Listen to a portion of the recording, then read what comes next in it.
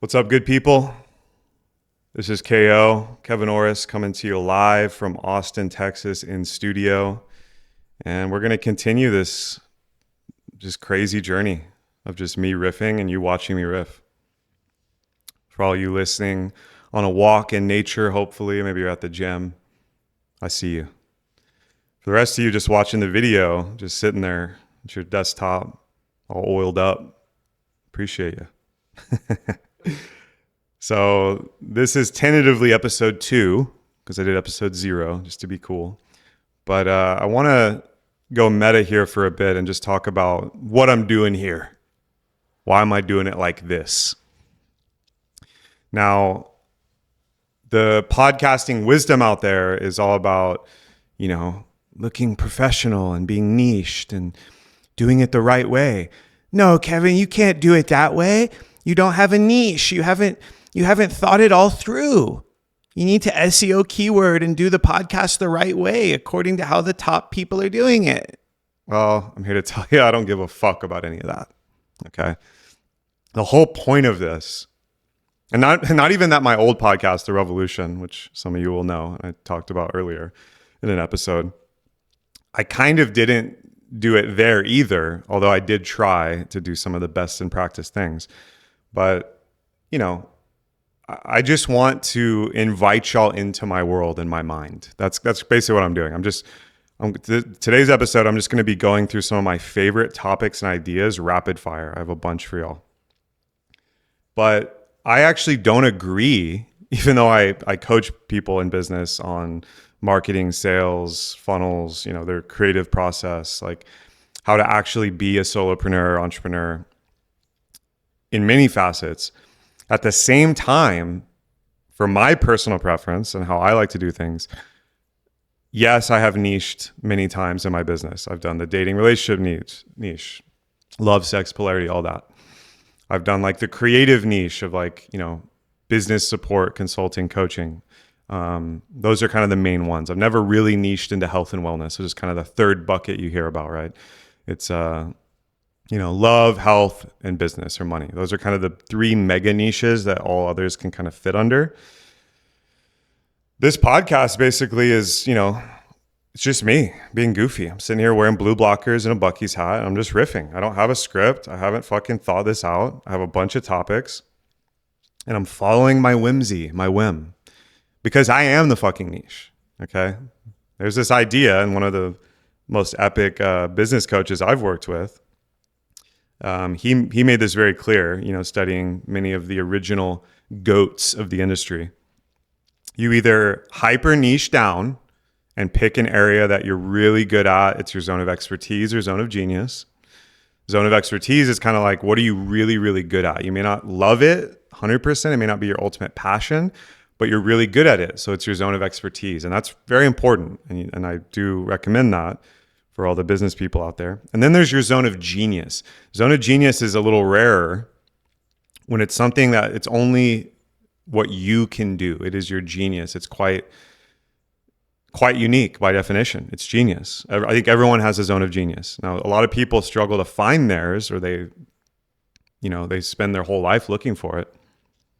This is my zone of genius and my expertise. It's a Venn diagram, which is I am a communicator, I'm a speaker, I'm a storyteller, I'm a bard. So this podcast is just me talking. It's just me. I am the niche. This isn't a business podcast. This isn't an AI podcast. This isn't a coaching podcast. It's not a dating and relationship podcast, although I'll talk about all those things. It's just me. So that's the thinking process here. And I'm doing it because I enjoy it. That's the other key. I just want to do this. So I don't care how many views this gets or how many streams or downloads. I don't care that, necessarily clients will find me on this podcast and be like, wow, this guy's speaking some bars, dropping some truth bombs. Maybe I should work with him. Maybe I should reach out. Maybe I should sign up for a course or get on the email list. I don't care about any of that. Now, that being said, I believe, because I've seen this happen many times in my life and with my clients, because I'm going to release all that needing to happen, it probably will happen beyond my expectations. And that's kind of the beautiful Tao of when you do things you enjoy and you don't have the rigidity and the, oh, I have to do it the right way. It turns out it really works. Shout out to Rick Rubin and his creative process. Some of you will know him. He's the producer behind the Chili Peppers, Jay-Z, many amazing artists. He's a bit of a guru on the creative process. I love his work. I love his book. He talks about this a lot. And I think he is goated, to use a Zoomer term, for doing it. Because he's basically like, when you set out to make music, when you set out to make a program or make art or create anything, if you're doing it for yourself and not for the audience, not what they want you to do, you're truly making it for yourself. That's what people most want to see. This is why storytelling and personal stuff and following passion and what your interests are so magnetic, because that's what people are starved for. As AI slop and the internet is filled with garbage and everyone aping each other, it's monkey see, monkey do, mimesis. People are starved for authenticity and the real shit. And I'm all about that. And I haven't been doing that at the level I'm capable of. So that's another reason I'm doing this show. And it's going to be a lot of fun. I hope you guys are having a lot of fun. If you're into this stuff, make sure you hit subscribe and stay tuned, because there's going to be a lot of stuff coming out here. You're going to see me flooding your timeline and your feeds with clips. As I mentioned in another episode, 90% of discovery on podcasts is clips now and reels. 10% of people actually watch the full episode and do the long form, right, on YouTube or Spotify or whatever. And I think that makes sense. As attention economies explode, as people's goldfish brains get fried, there is a real challenge to sift through the noise. And that's why, a 30-second clip could catch your attention, and that becomes a rabbit hole where you watch hours of content, study, pull out your notebook, get creative, get inspired. And that's my goal here. I'm going to be talking today about several topics, many of which are in the bucket of what I've been talking about, which is technology, philosophy, artificial intelligence, culture, things I'm very interested in. And I kind of want to walk y'all through a mini rapid fire ideas. I have like kind of a master doc that I've been building for the past few years of all the pockets of ideas I'm really geeked out on. And I'm going to just kind of take you through a little buffet of those today. Some of them might rabbit hole me because I'm going to get inspired and just start riffing and I'll lose track of time. And it is what it is. But right now on the show, I'm just doing solo casts. There will be guests on this show. I will be interviewing people. I might even do like councils where I interview multiple people at once and kind of moderate a group. I'm going to be interviewing some of my favorite people in Austin, creators, coaches, entrepreneurs, builders, and thinkers. I'm going to interview a lot of my extended network that's all over the world, in Bali and Europe and Central America and all over the US. I'll probably return to a lot of the people that appeared on the Revolution podcast that are some of my favorite thinkers and colleagues, because obviously we're all completely different people now. So it'll be a fresh episode. And this is basically me clip farming, because many of what I'm sharing in these solo casts will be amazing clips, because I'm just going to go all over the place off the wall. And I'm going to commit to making a lot of solo casts this run. I still don't have a name for the show. Tentatively, it was the KO show, but just discovered that may already be taken. It's not important. All that stuff I'm going to figure out later. I'm just doing this in real time, right? I'm jumping off the cliff and I'm building my wings in mid-flight. And that's actually a really powerful way to do things, by the way. So without further ado, let's get into the good stuff here. So first idea of the day, and one of the most interesting ideas, I think, for our modern era, is this idea of the commons, or the agora. So some of you will know the word, some of you won't. It's a Greek word, agora. It just simply means to gather together. Agorin or agora in Greek is just to gather together, right? And this is, basically as early as like 800 BC. This was happening in like Athens and Greece, and it basically just translates to an assembly of people, an assembly place, a marketplace, right? Agora was like crucial to all of the Mediterranean Greco-Roman culture, where basically in the agora, you could go to trade goods and items, right? It's a marketplace. But more importantly, it's a marketplace of ideas. And I would argue, a lot of this comes from Arabic culture, by the way. The Arabic like medieval and ancient world were the ones that brought us coffee and tea houses, which are also a part of the Silk Road. Now, what the commons has to do with this is a separate place, a third place outside of the halls of power, the aristocracy, the church, the government, the control mechanisms. And then there's the place of work where you go work. And those are kind of, the labor and the lords. This is kind of how feudalism and how things still work today. I don't know if you'll know that. The third place, the commons or the agora, the marketplace, was the tavern, it was the tea house, it's the brothel, it's the agora, the marketplace. This is where the people gather and exchange ideas and are outside the bounds of the halls of power or outside their workplace. And this is where information is actually exchanged. This is where shit pops off. We go to the foundation of this country. Where do you think all the revolutionary thinkers and these badasses that engineered the American Revolution, what were they doing? Well, they go work, they deal with the British Empire and all their bullshit. Then they go have a pint at the local pub. Someone would be passing out pamphlets or flyers. Ben Frank and a lot of these legends, Jefferson, were writing under pseudonyms, distributing ideas about freedom and governance and self-actualization for a new nation of people. And you'd have a beer, you smoke some tobacco, and you talk about it. That's how I see podcasting, by the way. That's how I see social media. It's a new agora or commons where ideas can move at the speed of thought. And we can actually create this third space that I think we're resurrecting, because it's kind of fallen out of vogue in many aspects of the West, where we don't talk enough openly about ideas freely. And it's very important that we do that, because how the hell are we going to change things if we can't talk about them? How are we going to find the others? People that we want to interact with, we want to dial in with, we want to exchange ideas, get creative, if we don't create these spaces. I love creating these spaces. This brings me to my next word, which is a symposium or symposia, which was an official thing that, you see written about in Plato and Socrates, where a symposium or a salon, a thinking salon or a symposium of thinkers would gather together, drink wine, have beautiful women and dancers and artists, and they'd have a topic or an idea and drill down into it. Podcasts are also a symposia. We can sit down together, me talking, you thinking. You can talk back. Obviously, I can't hear you because you're watching asynchronously. But if I'm talking to someone live, and we go through a topic and dive into it, we philosophically think about it. We epistemically think about it. We metaphysically think about it. We logically think about it. We reason through it. We massage it. There might be performances and art involved. This is another amazing thing that the intelligentsia on the higher level of the Agora and Commons have always done. The thinkers, the artists, the creatives, the mystics, they gather together in these councils and they talk about shit that's popping off, stuff that's interesting. Talk about real ideas.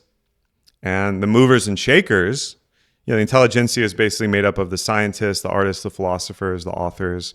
Now we have like tech moguls and technocrats and all these people that they're thinking about where the world is going. They're thinking about ideas, discussing big ideas.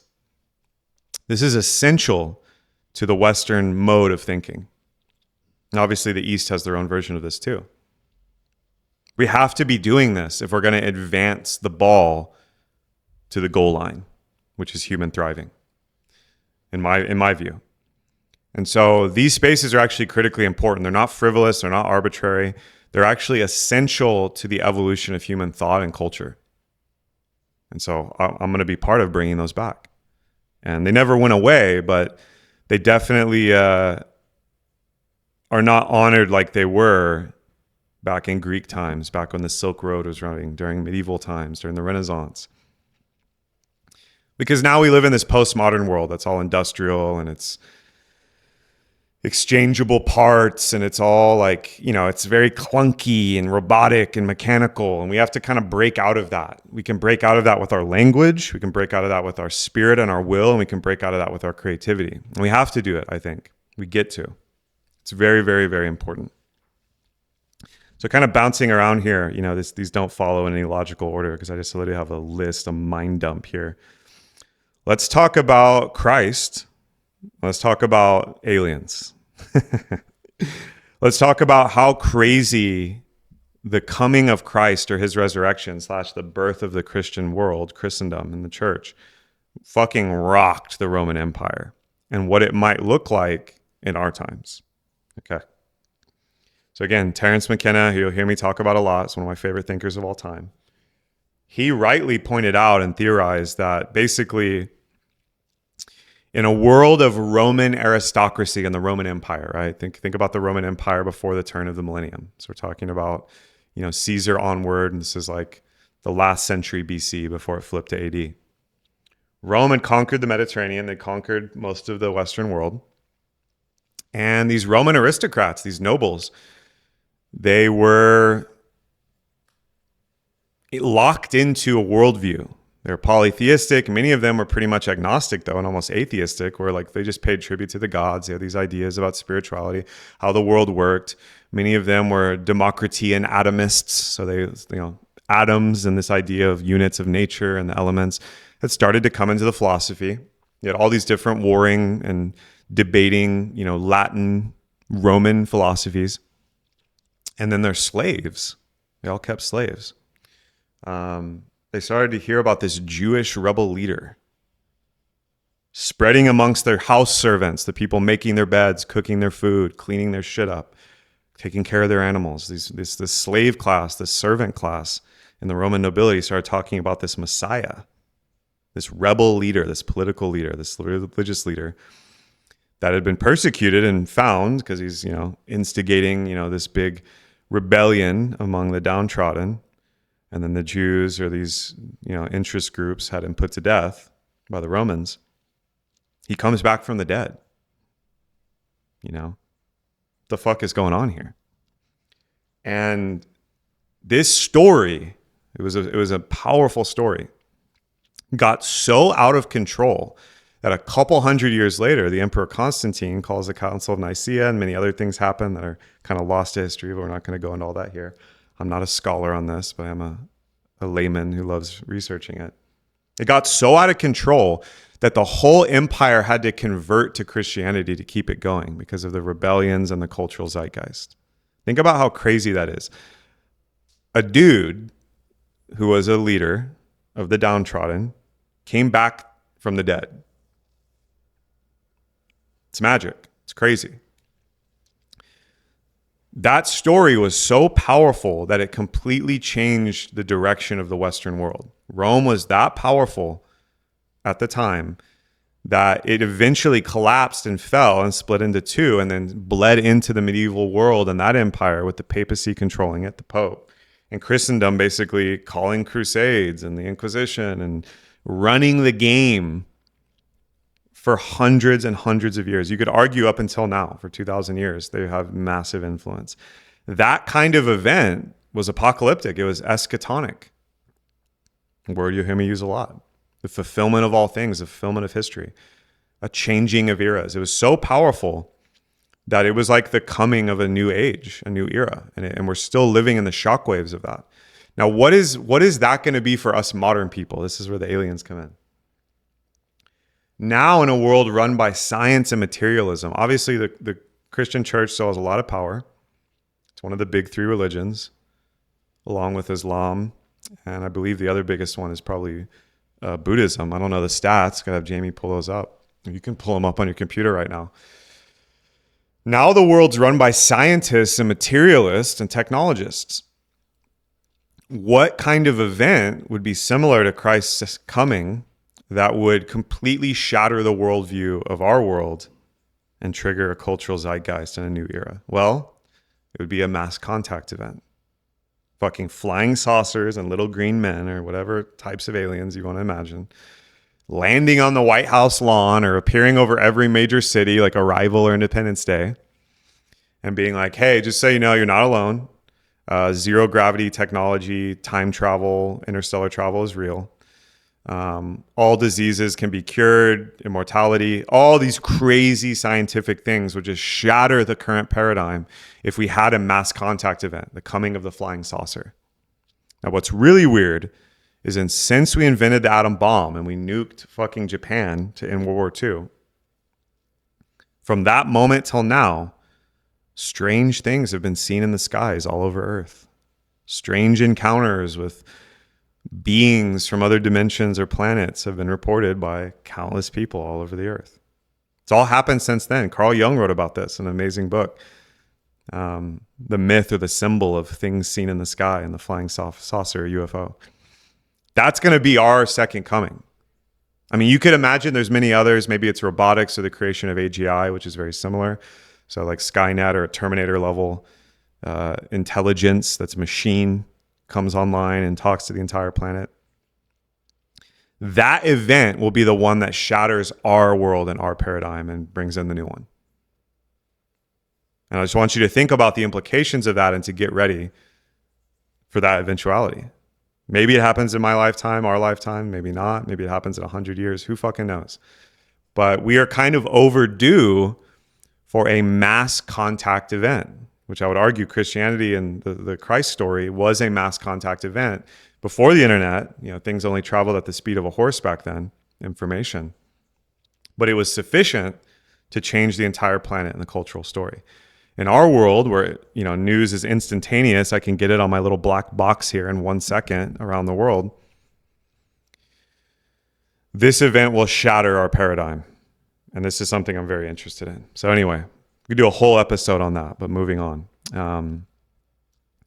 So let's talk about another thing that has to do with AI and the singularity, which is, the culmination of technology and culture reaching a breaking point where every day the advancements are so weird, they wipe out the previous 100 years of advancements. And, we're starting to get into that era. I think we're already in the singularity. We're in early innings, to be honest. Well, let's talk about post-scarcity. Let's talk about economics. I've been binging in my AI research and use all the big dogs. Sam Altman, Dario Amodei, CEO of OpenAI and CEO of Anthropic, respectively. Elon Musk, Tesla, SpaceX, XAI. Jensen Huang, CEO of NVIDIA. All these characters who are at the forefront of technology and progress right now. They're all spinning this story, which I'm not applying a label to. Is it good or is it bad? I'm not making the judgment. I'm just learning about it. That artificial intelligence and robotics will increase the world economy / the market cap, the production of money, the efficiency of manufacturing, the transformation of data and money in the economies of the world so much that we're going to enter post-scarcity. So scarcity is this idea that there's not enough to go around, right? There's not enough food, water, or, materials to give everybody everything, And there's a reality to that because there's a distribution problem, there's a coordination problem with how do we get all these atoms and physics distributed around the planet so everybody has a good quality of life. Everybody has a job, has more money than they need, has more food, water than they need. They have shelter.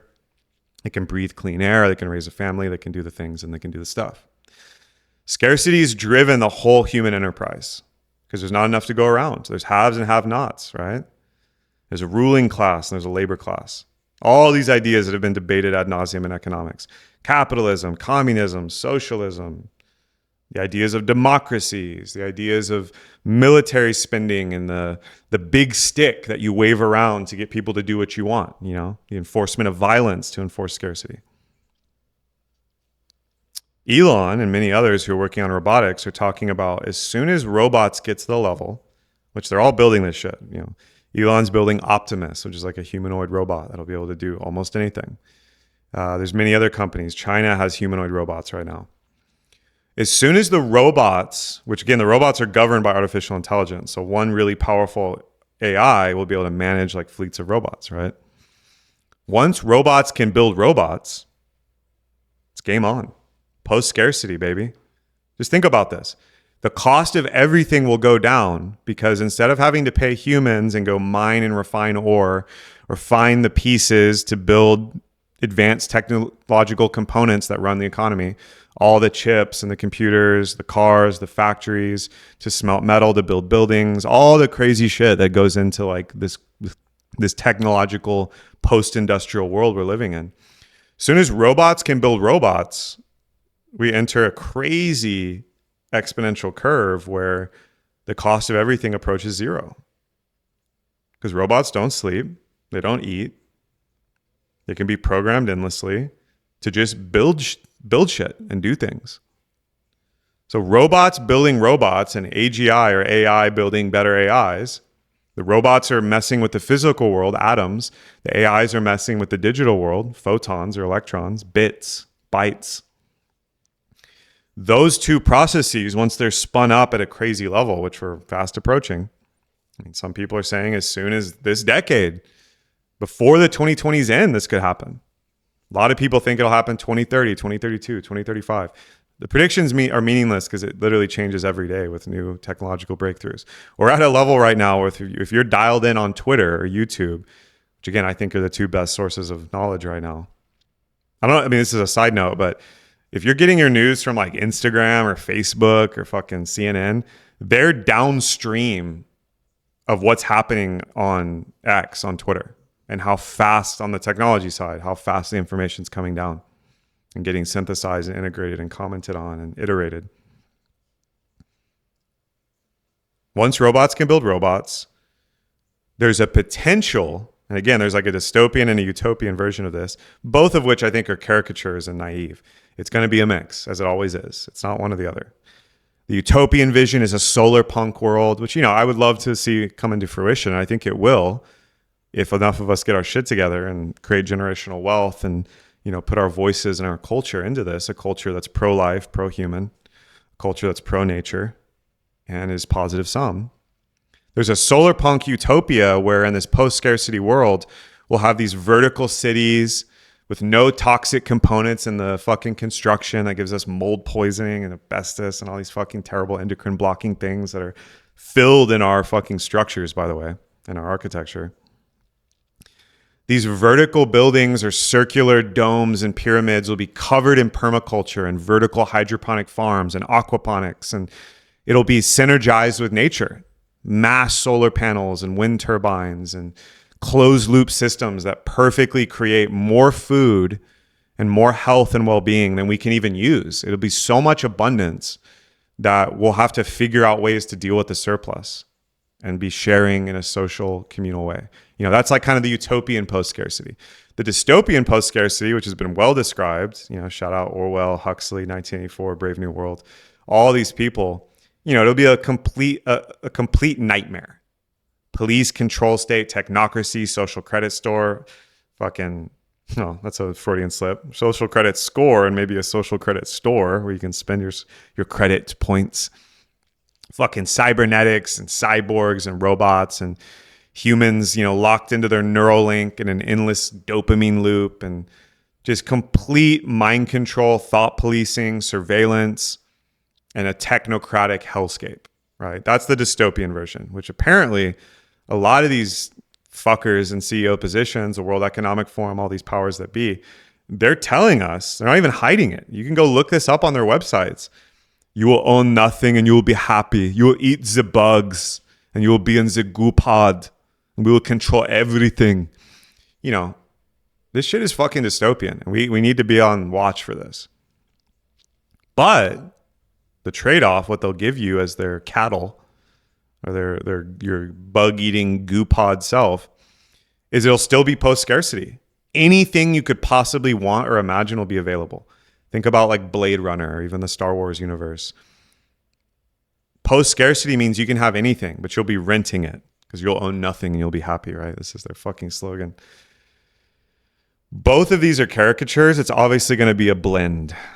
And I think the democratization of intelligence and manufacturing, because if we all have personal robots, we can have our own microcosm of post-scarcity and communal living where you could imagine, right now, like there's estimates that like Optimus, which is like the Elon robot and some of these other robots, it'll be like as much as a car at first. The cheapest ones will be like $30K, which who knows what that means in terms of inflation and where money markets are going. But you and your friends pool your money, you buy a robot for $30K. What's the first thing you do with the robot you buy? Well, you have it build more robots, which will take time and there'll be fuck ups and all this technical challenge. But then it builds another robot, right? And then what do those robots do? Well, they build more robots. And eventually you have so many robots, any house you want to build, any permaculture farm, any business you want to run. Remember, the robots are moving atoms, which are much harder to do, the physical world. The AIs that you're also building in the background in your computers and terminals are running atoms and bits. Much easier to deal with atoms and bits. And this process, this dialectic, will just enter this fucking wormhole, this vortex of productivity. Anything you want. Food, business, making more money. Elon talks about robots as basically an infinite money glitch. Because one of the limitations on all economic activity is labor. So think about that. Like, everything a human can do, not everything, obviously. I don't think these robots are going to be making art or making love or fucking coming up with massive, creative, mystical philosophies and ideas. Humans will always be needed. There's no world where humans don't exist. I believe. Even if every human's hunted down by the evil robots, some humans will go underground and survive and they'll restart. I'm not a doomer. I'm a bloomer. I want to bloom this beautiful world like a flower. Doomers are not thinking hard enough. They're LARPing and they're like negative, like, no, Kevin, you betrayed us. You're using AI. Like, no, it's all bad. It's evil. Let's just farm avocados in our loincloth and leave society and be cavemen. You can't do it. It doesn't make sense. Post-scarcity is really interesting, and it's going to be an idea you're going to be hearing a lot about from these government fuckheads and these propagandists. And you're also going to hear a lot about it from the mavericks and the people on the front lines using this technology. AI and robotics basically are going to free humanity from having to have a job. This is kind of one of the positive stories. And what do you do when you don't have a job? Well, you're going to have to create. You have to get creative. You have to become an entrepreneur and solve hard, novel problems using your mindset and your emotions in an intelligent, beautiful way that hopefully is connected to the earth and nature and to a creator or God that is a benevolent, loving intelligence that guides everything. That's what I believe. I'm not a doomer, so I'm not buying into the negative side of this. Now, another interesting idea embedded in here is this idea of the dichotomy between atoms and bits, right? So the world of atoms, this chair, this mic, my body, all this physical stuff, atoms are tough to deal with. And we're going to have to solve, architecture, construction, manufacturing. We're going to have to solve health and wellness and curing all disease and creating a world of human thriving that we want to live in, the physical world.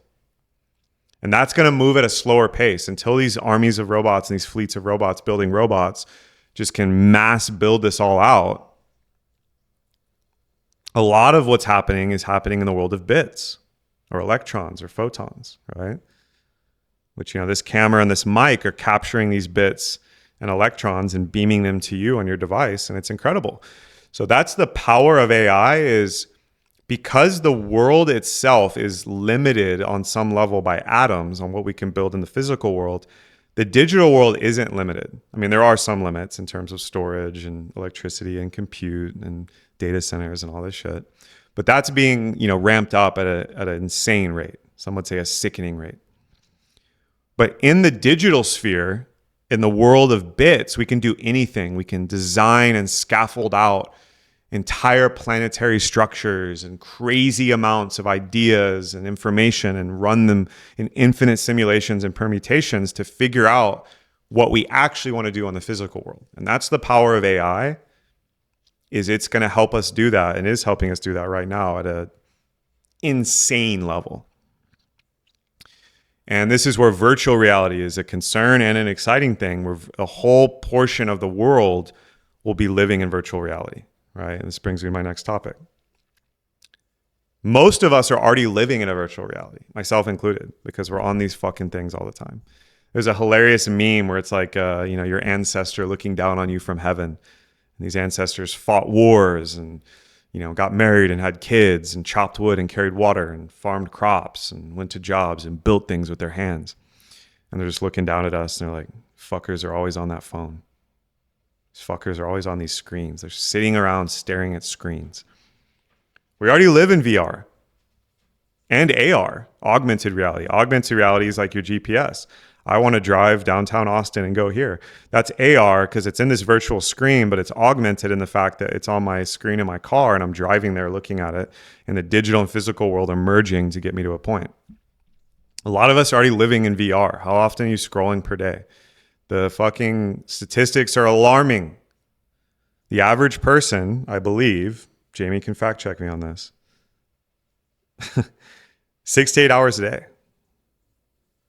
Which I don't even understand. Like, but from the time you wake up, you go to work, you do all your shit. How are you getting 6 to 8 hours of doom scrolling memes and reels? But apparently we are. That's like the average, which means there's people way above that and way below that, which is insane to me. I feel like mine is closer to like maybe 3 or 4 hours. But I guess this isn't just scrolling. That's just digital activity. So mine's definitely 6 to 8 hours because I run an online business and I'm a content creator. So we're already living in VR. Now it's going to get scary when the cybernetic shit hits. Stuff like Neuralink, where you fucking put a chip into your brainstem and you jack in and you have an infinite world of VR gambling and sports and video games and fucking porn and all this crazy shit being beamed into your fucking brain. And then we're in Ready Player One. If any of you have seen that movie, it's incredible. The VR world is going to be a big concern. And back to our friend Terrence McKenna, he described this really well, which, by the way, he predicted everything that's happening like in the 80s and 90s. He was a psychedelic head that was really into psilocybin and plant shamanism and was a profound scholar on the subject. He wrote many books on it. But then later on in the digital wave, especially in the 90s, he got into VR, he got into computers, he got into the digital sphere, and he predicted everything we're seeing now, including LLMs, image generation, Mid-Journey, VR, AR. He was talking about this shit. You can go find his lectures on YouTube. It's incredible what he predicted. But he made a really interesting point is that, again, back to the nuclear bomb, we split the atom and we awaken the power of the sun on the surface of the planet. This is a fucking nightmare. It's a weapon that probably should have never been created. That level of technology can literally extinct us and the planet. So the physical world is actually dangerous to deploy our ideas in. The digital world is much safer. We can experiment, even the craziest, darkest shit and the most benevolent, amazing stuff. We can do all of that in the digital world safely before we deploy it in the physical. Which again, back to robotics and AI, back to human creativity, the atoms and the bits, the electrons out in the digital world is, it's a fugazi, it's a wazi, it's a woozy, it's no matter, It's all out there in this digital world, and then the physical world we have to build shit and do it. And that dialectic is going to become extremely important as these technologies get more powerful. So we got to stress test, we got to think hard, we got to solve hard problems. And we can do it all in the digital first before we deploy it in the real world. And that's the incredible part about where technology is going and why I'm an optimist. I'm an apocalyptimist. Because remember, apocalypse isn't the end. Apocalypse just means the unveiling. We're going to have a lot of revealing and crazy shit happening. And this really is a fundamental value and worldview question. And this brings us to the meta crisis, which is everything's going wrong and right at the same time. It's a real mindfuck. It's a totally mixed bag. On one level, we can just pick any level, right? Politically, shit is hitting the fan. It's getting fucking weird. Some would say it's the weirdest it's ever been. And I know weird. Some would say I'm the weirdest person to ever become president. Like look at fucking old Donnie. Old Donnie J. Trumpster. Love him or hate him. I personally enjoy Trump because he's fucking hilarious. He's a comedian. And as a comedian, game, respect, game. He's also a total fucking retard. And that's like not even up for debate. It's pretty obvious. Now, again, you might get mad at me for saying this. I think he's a better brand of retard than like Biden or some of these other clowns. Okay? I've never voted. And I'll say it here live. I've never voted. I probably never will. As Mark Twain said, if voting did anything, they wouldn't let us do it. So, no, you can't say that. If you don't politically participate, you can't complain about it. I have a lot of respect for people that are deep in politics. I do study politics. And I'm interested by the implications and like the game of it. But make no mistake, it's a fucking game. Let's just look at politics in the meta crisis before I make this a political episode. Populism is back. Look at Javier Milei in Argentina. Look at what's happening in a lot of the EU. Populist leaders are making a comeback. Populism is just basically like the people's guy. He's a working class guy. He's our guy. You're that guy. You know, these populist leaders are making a comeback. The political landscape has changed dramatically in the 2020s. And we're hitting a crisis point because the political polarity and disparity, the violence, the anger. I mean, even as at the time of this recording, fucking crazy, dude opened fire at the White House press correspondence dinner. This happened like a few days ago, or yesterday, 2 days ago. It's fucking crazy. How many assassination attempts are they going to try on old Donnie? Politics is in a shithole. It's not good because it's civil war energy. It's brother against brother, sister against sister. I guarantee you, and this might be a great experiment to do on this show, I am more libertarian, conservative leaning for sure, if you had to fucking label me. What if I got a raging transgender mega fucking leftist and we actually try to have a dialectic? It would be hard because they literally see me as the enemy and I literally see them as a fucking retard in many respects, And maybe I'm too quick to judge, but the whole radical left thing that's been happening is, Jordan Peterson's been warning us about this for years. He was at the forefront. He was a pioneer describing this stuff. Which, side note, prayers up for Jordan. I hope he fully recovers. He's going through some really gnarly health issues again. We can't lose Jordan because he's very important. Politics is fucked, right? Meta crisis. Economy is fucked. Money. This is a joke, right? The US is fucking in so much debt. It's like 33 trillion, probably 34 trillion. I don't even know what the number is now. That we can't even really make the interest payments on the debt. The interest payments on the US debt is over $1 trillion and is bigger than the entire military budget. And we have the highest military budget in the world, which is why we can swing our big dick around and fuck with the world with our military power. So it's happening in the Strait of Hormuz right now. The money market system and the fractional reserve banking system, the Federal Reserve, is completely broken. It's a runaway train. They're kicking the can down the road.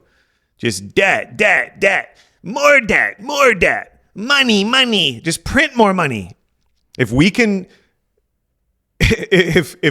fucking get out of this death spiral with the economy, and again, Elon and others are saying the only way out is basically this thing I was describing earlier with post-scarcity. We basically have to outrun it with growth. So AI robotics will basically add so many factors of trillions to global GDP that will outgrow the cancer and the poison that is this debt endless loop. Inflation, just printing more money.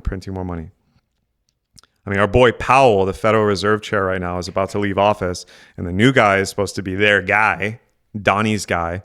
They're just going to print a bunch of money and like buoy up the economy. I actually think we're going to enter a big bull market soon. I hope so, for all the crypto stock people out there / for everyone, because prices have gone up. Many of you will have noticed that, you go to the grocery store, it's a fucking nightmare. We're seeing inflation happen in real time. Again, this could be a whole episode. I've studied finance and currency and economics for a long time, and I find it fascinating as a bit of a trader, something of a trader myself. This is a fucking dumpster fire. This is part of the meta crisis. Culturally, in the meta crisis, we're getting more retarded, dumbed down.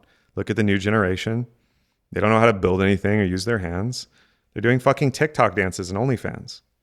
Like, what the fuck are we talking about, man? The culture is becoming degenerate and degrading.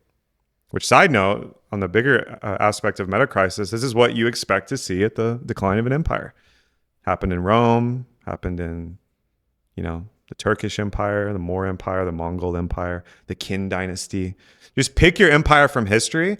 In their decline, the noble class leads, the aristocrats, the aristocracy. And then the common people slip into degeneracy. Fucking degenerates. And sense-making breaks down, goodwill breaks down, bad faith actors start going crazy, military campaigns start happening, and then the empire falls, and the next one takes its place. We're kind of living through that.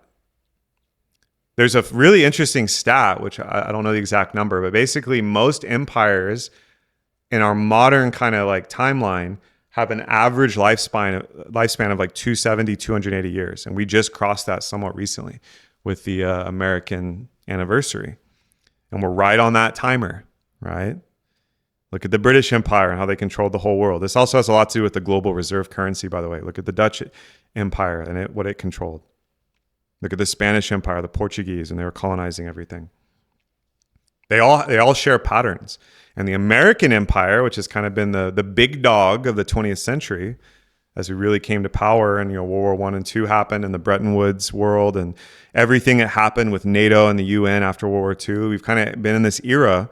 It's starting to break down. It's coming apart at the seams. And that's on display right now for everyone with what's happening with Iran. So again, I'm just doing a buffet here. All these areas of the meta crisis are happening at once. There's also a religious crisis. Radical Islam is on the rise. Christianity is kind of barely holding it together, and there's a big Christian resurgence happening and a resurrection of a lot of born again people. Eventually on this podcast, I'm probably going to have to do a born again episode, because here in Austin and many places I know, many people I know, everyone's Christian. It's cool to become Christian now and go full born again, which is just fascinating. All this stuff's happening at once, and it's necessitating human evolution. I'm actually, again, a apocalyptimist, so I think this is good. Transhumanism comes in here. The technocratic shit is happening. Transgenderism, genders and sexuality are getting blurred and broken down. I'm not saying that any of this is necessarily good or bad, but if you read history and understand that history doesn't repeat, it rhymes, you can start to understand what to expect in the future and what's actually going to happen. No one knows what's going to happen, but there are trends. There are memes, there are mimetics that are playing out before our eyes. And on the topic of mimetics, memes, which people think are funny internet pictures or videos, is like the crudest version. When I was here at UT in Austin studying psychology, I took amazing classes. Dr. David Buss, shout out. He's been on Rogan now and has come into some popularity. By far, some of my favorite classes. And he had us read The Selfish Gene, 1976, Richard Dawkins, who coined the term meme, by the way. A meme is like a gene. It's the most basic building block or unit of information in language or ideas, similar to like a gene being a building block of genetics and the biological code. Memes and mimetics has become extremely important because as these devices popped off and we have the internet, mimetics is actually one of the front lines or battlefields for the human mind and heart and soul, because there's all kinds of crazy mimetics running rampant. And again, this isn't just cat videos or fucking little TikTok dances. Memes matter because politics are using memes. These AI fucking overlords and feudal technocrats are using memes to inject their philosophy and their ideas and their manifestos into the group think and the group mind through the internet. So we all need to become mimetic warriors. We need to become mimetic philosophers and propagate good memes, because memes spread like viruses or like genetics, where you can impregnate someone's mind with memes. And mimetics create whole scaffoldings of worldviews and values and information. And we're in desperate need of good memes. I am a mimetic vector and super spreader. I'm infecting you right now with many of the memes I'm talking about. And the hope is not like COVID or some fucking bullshit disease, but like a antibody of good ideas or cool creative ideas that hopefully stimulate and inspire you. These mimetics will spread out and you'll replicate them in your own way and create new ones. That's the whole point of this show on the meta side. So let's talk about two cultural theories that Nietzsche wrote about and many amazing thinkers I love. And this is the idea of the Apollonian or the Dionysian culture and their distinction. So Apollo, god of the sun, the Greek pantheon, he represents order, represents the light. Dionysus, the god of wine, the god of revelry, the god of chaos, both of them had cults. There was a cult of Apollo, there's a cult of Dionysus, plus many, many other gods. But these two are interesting, and Nietzsche talks about this because a lot of our culture has been Apollonian. It's an Apollo-based culture where it's all about order, It's about getting everything in a row, getting everything lined up, order, top-down control, the sun, like it's very yang. It's all about order and control. And then there's the Dionysian underbelly, which has always existed in culture, which is the bohemian, sexual, creative, artistic, chaotic culture of the artists, the bards, the bohemians, the mystics, the underground.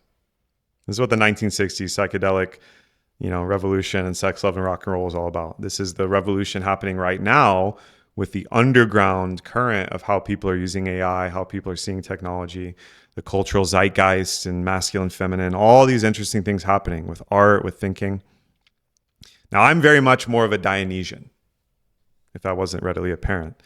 I like the chaos. I like the yin. I'm a hyper creative person. I'm whatever you want to call neurodivergent. I was never tested, but I'm sure I would have had ADD, ADHD, ADH3, HPB, CPD, like all this fucking bullshit that these clinicians tell us we have.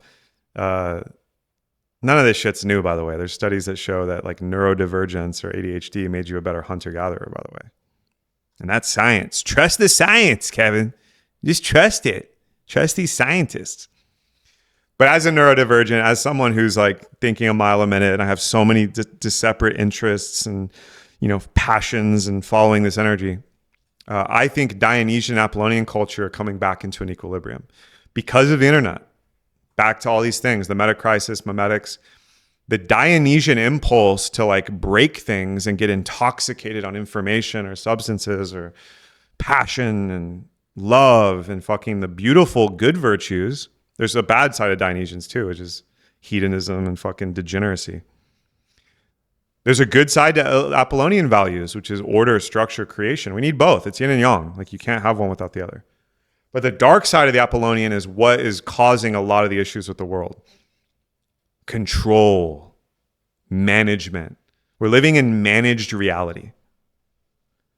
These fuckers in the halls of power that control all your devices and where the data goes, they control politics and money, they control the guns and the bombs. These guys are on a bad trip. They've taken the Apollonian mindset and they've gone apeshit with it. And they've created a world that is not a world we want to hand down to our children. So, one of my favorite words ever starts to happen, enantiodromia.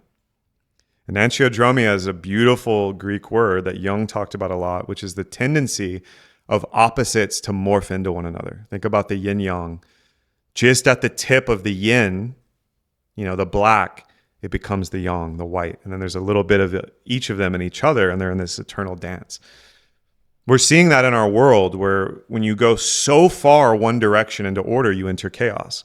And when you enter so much into chaos, you enter order. And this is a dialectic. It's a conversation. It's a beautiful dance of creativity and human life. And we're watching it spin at the fucking speed of light right now. And this centrifuge of chaos and energy is going to reach a crescendo as this future comes at us 1,000,000 miles an hour. And it's happening right now. And there's no way to stop it. The metaphor I've been using in these episodes, Elon calls it the supersonic tsunami. It's a fucking massive tidal wave moving at the speed of light. You got to get your board in the water and learn how to surf. You're not going to be able to just paddle. You're going to get rocked. You're not going to be able to just hunker down. It's going to hit you no matter what. So we need good thinking. We need good philosophy. We need good knowledge bases, sources. We need a lot of discernment, and we need a lot of compassion to make our way through. Because it's going to get a lot weirder from here, folks. So let's talk about our good friend Jamie Wheal. Jamie Wheal is one of my favorite modern thinkers. He co-wrote a book on flow state with Stephen Kotler. They have the Flow Genome Project. He also wrote a really interesting book called Recapture the Rapture. He's basically talking about ethical cult building. And all this stuff's tied together, which there is a string of thought and a locus of control that's navigating this brain dump I'm doing with y'all. But he has this really cool idea studying the old Essene cults and the Gnostics and the early Christians, as well as many of the other cults that sprung up in the ancient world. You could look at this through Masonry, the Freemasons, the Illuminati, fucking Scientology, and all these fucking cults and religions follow a structure. There is a structure to how you build a cult. And cult is scary because, drink the Kool-Aid and commit suicide and give praise to Xenu, Tom Cruise, and Scientology. There's like this fucked up dark world of cults, and it has a bad connotation, of course. Probably as it should, because a lot of these cults are fucking insane and ridiculous. But cult is also the root of culture. It's the root word. Cults are just cultures. And we can build good cults. And I would argue we're part of a good cult. The podcasting cult, the health and wellness cult, the polarity and dating cult, the Texas Longhorn cult. It's sports teams, it's interests, it's business, the AI cult. We're all part of cults. And if you don't think you are, then you're not paying attention. Now, if you make the cults conscious and actually understand what they're for and what they're doing, a lot of really interesting things happen. And there's this idea of rapture, or a creative going beyond the self that is almost like a religious experience that keeps people in these structures. And Jamie Wheal laid it out really well. And he talks about there's 3 stages. There's catharsis, and then ecstasis, and then communitas. These are all Greek words. And basically they're describing the process by which one gets indoctrinated into a cult or has ideas and enters into these realities, right? So the first one is catharsis. Many of you who have done any kind of plant medicine ceremony, you've done any kind of somatic breath work, yogic, any kind of body-based transformational work that really juices the neurons, opens the heart, deals with the emotion, the psychology. You'll have experienced this, catharsis. Even if you haven't done any of that, if you ever raged out or been stricken with grief and cried your eyes out, these are all catharsis. Catharsis is a letting go. It's a releasing. It's a shedding of your skin like a snake, where through intense psycho-emotional energy, you leave things behind and purify yourself. This is the first step in all these cults, in all these cultures. You have to cathart. Myself, the way I found my way into this was plant medicine, psychedelics. It was also martial arts and extreme physical activity. And then it was yoga and qigong. And then I found bioenergetics. Had the blessing to study with Elliot Hulse and his mentor, Krisanna Locke, who was with Osho.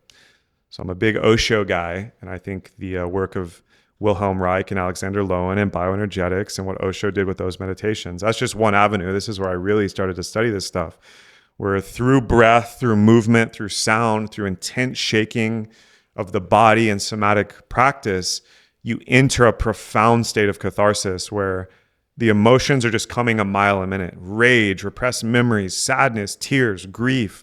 Ecstasis then happens. The holy laughter, the tears, the going beyond the self. And this is the next step. Once you cathart enough and you are entering through that catharsis portal, you enter ecstasis. This is the root word of ecstasy. Ecstasis in Greek means to go beyond oneself or go outside oneself. Ecstasis is like the epiphany, the rapture, the opening. And this is where religious experience lives. This is where the spiritual awakening lives. This is where insights and amazing downloads of information and the codes come in. The opening to life, the seeing things with new eyes, the awakening of the human heart. Through the emotional catharsis, through the psychological dissolution, ecstasis follows. And ecstasis is such a powerful experience that if you have it with other people, this can be sexual, this can be emotional, this can be cultural, this can be through language, this can be through silence, this can be through nature. It bonds you to those people. Similar to how trauma bonds and shared trauma bonds you, shared ecstasis and revelation bonds you with others. And this is the basis of all religion, by the way. Everything I'm describing is how religions all work. And then it gets written down and it gets codified and it becomes dogma and it becomes terrible. Unfortunately, that's kind of how a lot of them worked out in history. Not against any of the religions. I think they're all beautiful in their own way. You can learn something from all of them. But they're cults. They're cultures. And ecstasis is the experience that all the great art and innovation and technology comes from. This is where all good love and relationships come from. This is where all great ideas and big ideas that are here to ground and guide humanity come from. Which leads us to our last piece, which is communitas. Now we have the community. Communitas is just the Greek for like a deeper layer of community. Because we've always been communitarian. We're social beings. We used to be in hunter-gatherer bands. This is where Dunbar's number comes in. Dunbar's number basically is anthropology studies with primates and humans that basically we're hardwired with our emotional centers to only track about 150 to 200 people, max 250-ish in that range, to remember their name and face, have an emotional connection to them, and have kinship bonds with those people, which comes from our past. For hundreds of thousands of years, we were tribal people living in villages, hunter-gatherer bands, and not until urbanization and city building, and then humans all piling up in one place, did those bonds kind of get diluted and break. And obviously, we have them with our blood family, we have them with our wives and husbands, our children, have them with our colleagues to an extent. But that's just community. Communitas is people sharing catharsis and ecstasis and going to another level, almost a psychic hive mind bond, a deep emotional shared experience where you would die for that person. You know their heart better than you know that your own, and they know you better than you know yourself. And this is where religion is formed. This is where the cults can, convince the young, impressionable people, if they're evil, to do unspeakable acts and become fucking Manchurian candidates and drink the Kool-Aid and mass suicide and do all this fucked up shit. MAGA is a cult. The radical left is a cult. Christianity is a cult. Islam is a cult. All of these things are really important to understand because it's undergirding and driving a lot of human history. And Wheel and other authors and thinkers on this topic are basically asking us, what do we want to create? Do we want to keep unconsciously creating division with the memes, the cults, and the cultures we've been making and how we've been doing it? Because to my mind, that shit ain't working. No, Kevin, you don't understand. I was born into my cult. It's the right way, and all the other ones are wrong. They're wrong and they're bad, and they should feel bad about it. When has that shit ever worked? When have you ever gone into the comment section on Facebook or on the internet and fucking convinced someone that your worldview and cult is correct by dunking on them or shitting on them? It's never worked once. And yet people every day in millions of comments and social media interactions and internet interactions are trying to do it. This is what politics is all about. This is the meat and potatoes of this whole game. We're going to have to radically transform back to the meta crisis, back to post-scarcity, all this shit I've been riffing on. We're going to radically have to transform how we do social and cultural bonds and redesign it from the ground up. The good news is it's all already in our DNA. We already know how to do it. We're not starting from scratch. And we're going to have to build from scratch, theoretically, to make a new society and culture. And I'm not talking about all 300 and whatever million people in the US agreeing on something. No. This is you and your family and your friends and your loved ones, the people you care about in your village and tribe, doing it for themselves. And then open sourcing and sharing that with other people and making dope stuff, making a bunch of money, making a bunch of value for the world, having a ROI, a return on your investments, and an ROI, a ripple of your impact out into the world that creates good, creates harmony, creates abundance. I don't see another way it's going to play out if we want to do this human thing right, as this crescendo of singularity technology and crazy shit starts popping off. And the wars and the dark shit that's going to happen as well pops off. It's already happening. So this is not arbitrary and random and just like cool philosophical thinking. This is actually pretty fucking important and necessary in my view. And that brings me to René Girard, which some of you may know, amazing theorist. Girardian thinking is really fascinating. I haven't actually fully read any of his work, but I've done my due diligence grokking his ideas. Girard had this really interesting idea, which ties into this directly, about mimesis and scapegoating. This is a lot of his work. One of his books, I think one of his seminal books in his canon, is called basically the secret I'm going to butcher this because I can't remember it in the moment. It's actually important I get it right. It's like basically the secret of the world that's been there from the beginning that no one talks about. And he talks about Christ. He talks about all the messiahs. He talks about evolutionary biology. I'm going to look up the book right now because it's pretty important. It's his opus.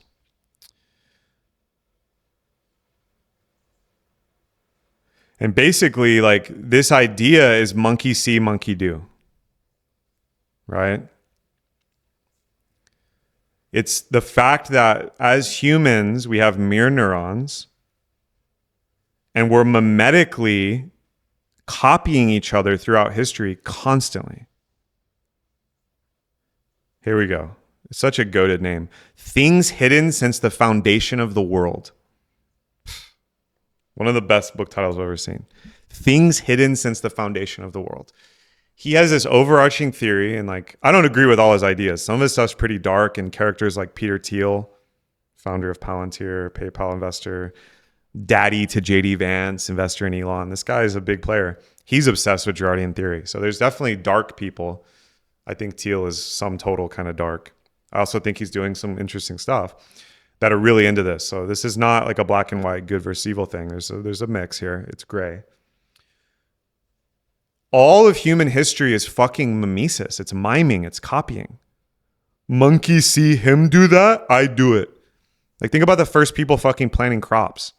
These hunter-gatherers are like hunting and traveling and eating berries and gathering stuff, and they're constantly nomadic and on the move. And the first person's like, wait, we can make plant here and eat plant.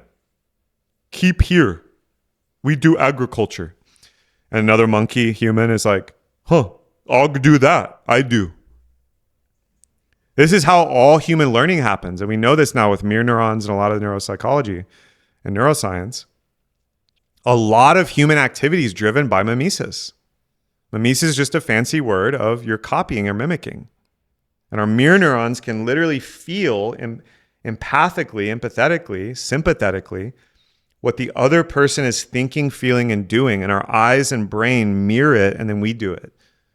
And then we iterate on that. And that all of human history can be seen through this lens. It's a fucking fascinating idea. And this is directly tied into mimetics, I was talking about earlier.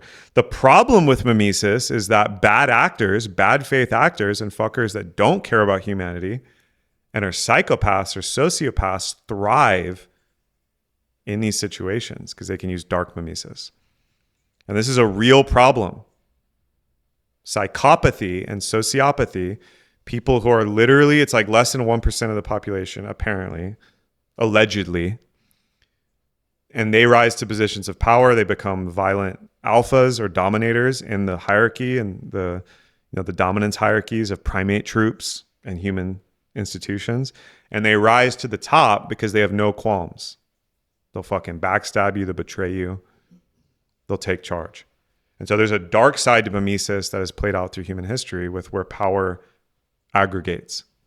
Now, the other idea it has is scapegoating. And this is really fascinating and ties into religion. All ancient peoples, and this is right up until Christ, who was the ultimate scapegoat, basically. He writes a lot about this. To deal with psychological torment and cognitive dissonance and emotional turmoil, we have always used scapegoats. And that's a specific term because in a lot of these cultures, it was like animal sacrifice. In the Jewish Abrahamic cultures, you'd literally sacrifice a goat by placing all the sins of the tribe upon it and kill it before your God, spill its blood, and release that and cleanse everyone psychologically. It's fucking dark. It's like black magic. I think this is abominable. I love animals. I love people. I love life. You kill an animal with respect, cleanly, without pain, and then eat and use every part of its body? Hell yeah. That just makes sense. And that's how we've always done things. Sacrificing something to offload your fucking trauma and bullshit and the evils you've done and getting a clean check, writing a blank check of karma and your sin. This is totally fucked up. And yet it's how human tribes have always done it.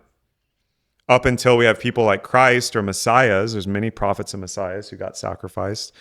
And now we have people getting suicided in our world. They were scapegoats. Christ was the ultimate scapegoat. And there's a really interesting line of thinking in Girard's writing where it's like, by crucifying Christ in the Christian story, he's the ultimate scapegoat on which he cleared the ledger and the sin of humanity.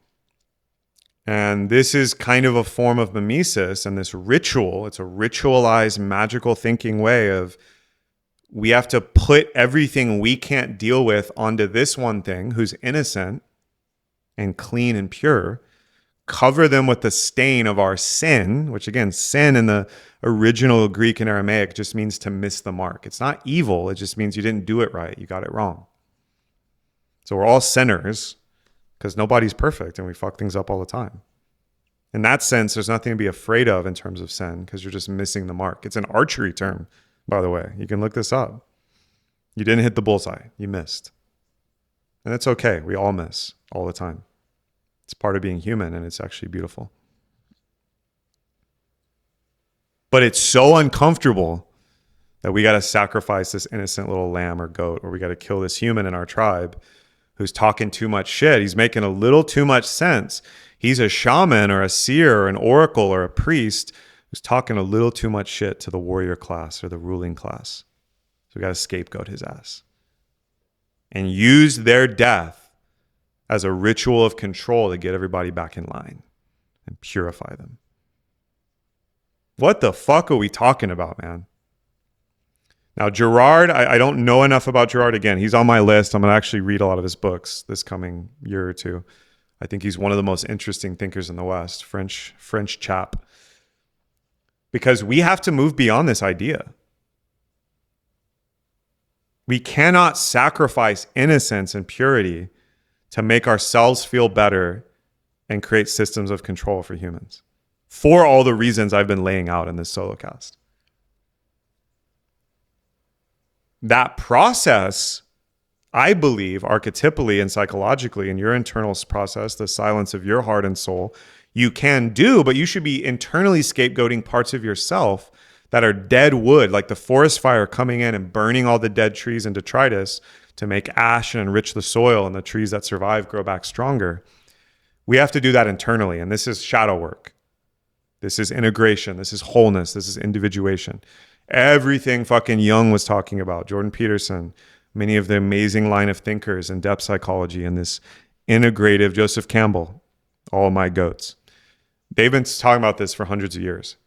Nietzsche is a big part of this too. Nietzsche has a beautiful line where it's like, I carried myself and my spirit, my ghost of all my, I'm paraphrasing, all my lesser sides, all my sin basically, to the top of the mountain and burned it. He's not killing anything or burning himself. It's a psychological act, an emotional act. It's catharsis and ecstasis. We have to do that as individuals. That's where it starts. Take responsibility, take ownership of what you need to do. And then we need to do it as cults and cultures without fucking killing animals or people. What the fuck are we talking about? We're still barbarians. I'm a barbarian. I'm a caveman. My wife knows I'm literally a caveman. I'm a fucking Neanderthal. I haven't figured any of this out. I'm not trying to preach to you and be holier than thou. But as a philosophic quest and gesture that I'm inviting you into with me, it's very important that we think about this and actually do it right for where we're going on the timeline as humanity. Because I don't want to live in a world where the same old religions and cults of power that are running shit, go turn on the BBC or CNN, you'll see their PR guys riffing and telling you how good things are and how we're doing things.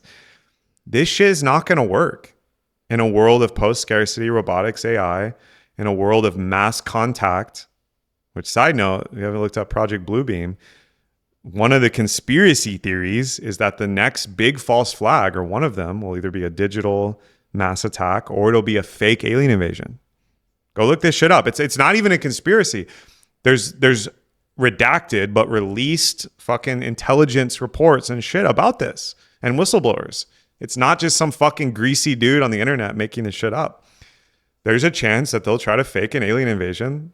like 9/11 or COVID. False flag is an old technology. The Romans were using it. None of this shit's new. You make an attack, create a Hegelian dialectic where you create the threat and you create the solution, and it's all prepackaged. And a mass contact event with an alien mothership. This is like the Atlas II thing, this fucking weird asteroid that they thought might be a mothership that was approaching Earth was one of these such stories. They're going to do that. I hope they don't, but they might. They being these fuckers that think they're in control of the Earth. And it's going to mass red pill everyone and black pill a lot of people. And in one sweeping moment, all the religions will come into a very real crisis of, holy shit, there's aliens. We're not alone in the universe. We need a one world government to save us from the aliens. And we're going to have to scapegoat. And we're going to go into these same patterns. Unless human consciousness and organization evolves in a benevolent way, following the heart and the mind, in tune with nature and our creator and God or goddess, who is the benefactor of all things, and all life is intelligent and alive and connected. And there is actually no separation. All humans are brothers and sisters, and we share this fucking same spaceship called Earth, and we don't have a plan B. So we should probably figure this shit out. And we should probably create a world that we want our children to live in. Not a fucking dystopian, cyberpunk, dark fucking timeline of control and surveillance. Again, like, this stuff is fascinating to me. It's almost like sci-fi or like fucking fantasy or your favorite books where it's fictional and it's safe because it's so fucking crazy. But this shit is real. It's real. And it's coming fast. So we got to figure this shit out for ourselves. Don't take anything I'm saying at face value. Do your own research. Think and feel into this. Does it resonate with you? Does your intuition and spirit feel a thread of truth for you and what you're doing in your work, in your creativity, your career, your family, your community? If so, you need to figure this out for yourself. I'm just a mimetic messenger, mollifying and making moolah and macking on mashed potatoes and money and mooing like a masticator. Side note, I don't know when I'll do it, but eventually I will freestyle live on this podcast. There's a really interesting thing that happens, like what I just did, where you go full alliteration. So you just pick a letter and you only try to say sentences or rap or sing using that letter. Like that was M, right? And there's a weird, like, you know, it's like holographic or fractal. All the words that begin with M share a relationship. Semantically and meaning-wise, it's really cool. I'll never forget, it was in a mushroom journey where I like unlocked this or realized it, where you can pick any letter and just go through all the, you know, and it's hard to do, right? Like what I just did, it was kind of silly and didn't make sense, but there's like a weird fractal in language in English, and I'm sure this is true in other languages too, where if you just follow that, the alliteration, this weird like story gets told, and there's like a semantic, syntactical relationship. It's really, really fascinating. But so I got to the end of my list here. Now there's a bunch of things I didn't talk about because I intentionally didn't, because they're just too rabbit holey. Like the transgender gender thing is a whole fucking rabbit hole I avoided because I just didn't feel like talking about it today. There's a whole thing about the born again and the religious side I didn't talk about. There's a whole thing about Wu Wei and flow states and like Taoism I didn't talk about, which I'm very interested in. There's also something about superconductivity, both in technology and language I didn't talk about. And then probably one of the funniest ones is polyamory and ketamine culture and the fucked up wake of the 1960s psychedelic revolution and then like Burning Man culture of today. So like those are all future episodes. But to tie this up in a nice bow and kind of land the plane here, we could think way more deeply on the human side about all these issues and not let the AIs do thinking for us. That's a big undergird of all of this. The other side is, if you are watching this and you're in my audience, I'm assuming a lot of things about you, which is why I'm talking about this. And obviously like attracts like. So you're in my world for whatever reason. All of these things, if you're watching this and you're an entrepreneur, you're a creator, you're a coach, you're a healer, a teacher, a consultant, a founder, this shit's really important for you. Because, pardon my language, the muggles, assuming we're wizards and witches, the muggle, the person who 95% of what they say, it's like, what is this bullshit? This conspiracy theory, this is bullshit. No, this is true. I don't care. I get my news from Fox News. I get the reality from CNN. Sports Center. I watch sport ball and drink a beer and eat my Walmart hot dog that's filled with neurotoxins. I'm not against these people. I love them. But they have no idea what the fuck's going on.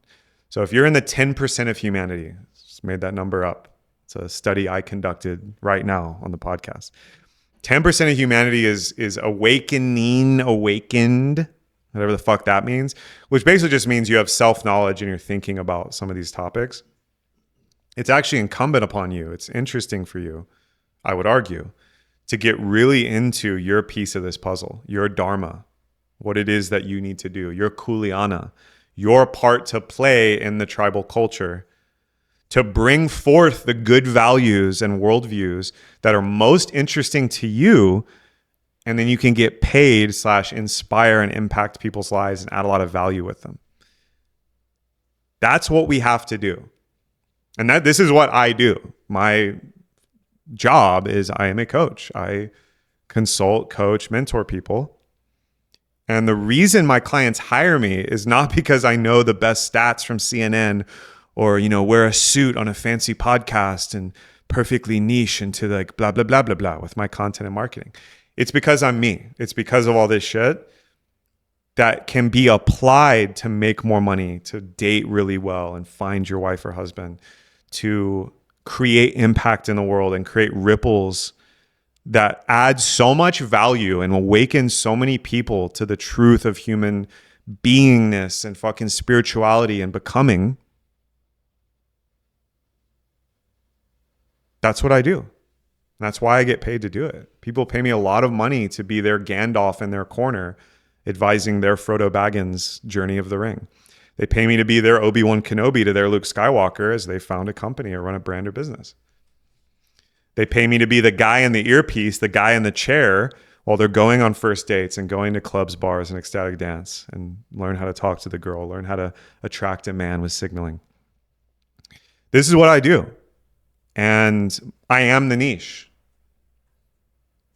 This is why I go through this journey myself, and I genuinely love it. I'm not doing all this because I have to or I think this is going to get me anything. I do this because I'm a fucking nerd and geek out on this shit. I love it. I just love it. And then I have to share it because that's my dharma. I'm a communicator. I take these ideas, I go to the top of the tree, I pick the fruit, find the ripest little, coolest looking fruit. I carry it down and I chop it up to feed to my monkey friends. I'm just a monkey, climbing trees, grabbing ideas. I chop them up, dice them up for you, I sample them. Do a little sommelier, little wine tasting, fruit tasting, and then I share it. Because that's the only point. It's no fun if I just taste it and then I'm just sitting there, picking my ass, picking my nose, this is kind of cool. The whole point is to bring it back to the community and share it. That's what I'm into. And one of these solo casts, maybe I'll walk y'all through my whole creative coaching process and just kind of lay it all out there in the, the Hormozy or the new way where it's I'm not going to keep any secret knowledge. I'll tell you exactly how I think about working with a client, helping them make more money, get more success, doing all the stuff I do behind the scenes that I kind of never talk about. A lot of people are like, why don't you talk about this, bro? This is the best marketing. Well, maybe I'll talk about it. And I'll just give you all the goods. I'll tell you exactly my thought process, my procedures, my techniques, my technique, how I tech stuff out. And then if you're a fucking go-getter, you could just take all of it and do it and instantly get the results. Most people, because they're already overwhelmed with everything they're doing, will just pay me to be in their corner to walk them through it and be a support and text them and fucking do sessions and get them to the breakthrough and even the tears or the, the aha. Like that's what I do, and I love to do it. And I'll probably do a full episode where I just open y'all up into that world, because it's probably important that I do that. Just for my own understanding, to get it all out in front of me, right? And manipulate it and understand it and analyze it. And then hopefully it's of some benefit to you. So that's what I got for today, family. If you're watching this and you loved it, share it with somebody, tag somebody you like. I'll have an email here. You can DM me. If you have anything you want to share, push back on, say, that's bullshit, I fact checked you. Cool. I want to know. If I'm wrong about something, just dead wrong, and I stated something like a fact, let me know. These are my opinions. Nothing in this podcast will ever be financial or mental health advice. Some disclaimers for you. But this is live from the inside of my brain and my heart. And I hope you enjoyed it. Hit subscribe button if you want more of this. And if there's a guest you want me to interview in the future and be on the show, let me know. And I hope all of you go forth and you produce some good fucking memes. I want you to take those memes from me or forever else and propagate them. Plant them like seeds. Let's create gardens of good memes that spore into dandelions of more memes that seed other gardens. And we're going to win this thing. Good guys win. Spoiler alert, love wins. And if you're really diligent and you lock in, I need y'all to lock in. I just want you to lock in. We're going to win this thing. And there's nothing to fear about the future. We can take the bull by the horns and do the good damn thing. Love y'all. Peace.